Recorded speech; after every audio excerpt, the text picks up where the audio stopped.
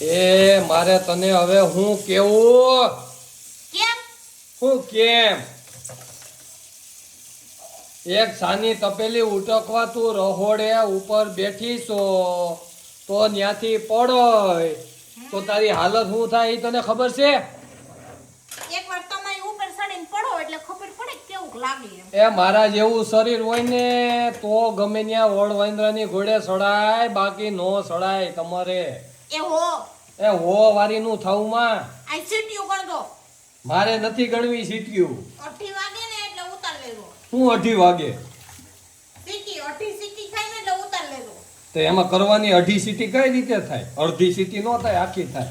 થાય અમાર બધુંય થાય. થયો વાસણ ઉપર હવે પણ મારે તને તો જો જો જો હજી ન્યા આ સા થઈ ગયો બે થવા દેજો અને 8 સીટી કહેવાય. હવે કુકર ફાઈટ છે ને તો ગોઈતી નહીં જાય પડે હેઠી ની ભલે પડતી હું ભલે પેટતી તમાર નો આવીને ઊભી કરવા.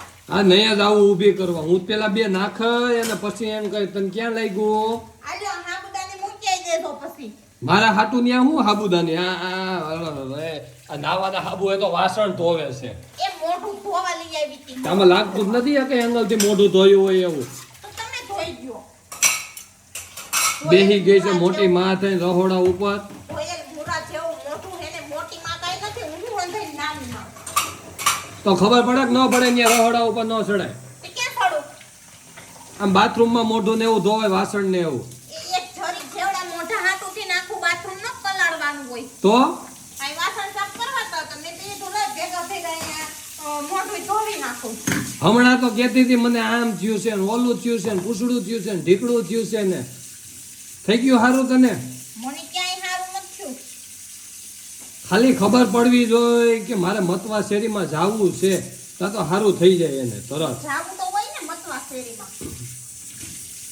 આવ્યા હોય તો શેરી તો જોવી કે નહીં અમારે. એ કેટલીક વાર જોઈ જેતપુરની દુકાને તને ઓળખવા માંડ્યા કે આ બેન એકત્ર અહીં દુકાને ઊભા હોય તે તમને હું નડું દુકાનવાળાને નથી નડતી ની તેમ કે બેન પાછા આવજો. તે ઈ તો કે છે ને એને 500 ની કમાણી થાય તે તમને હું વાંધો હે એને કમાણી થાતી હોય તો. અહીં મારી કમાણી પૂરી થઈ જાય ઈ દીકરા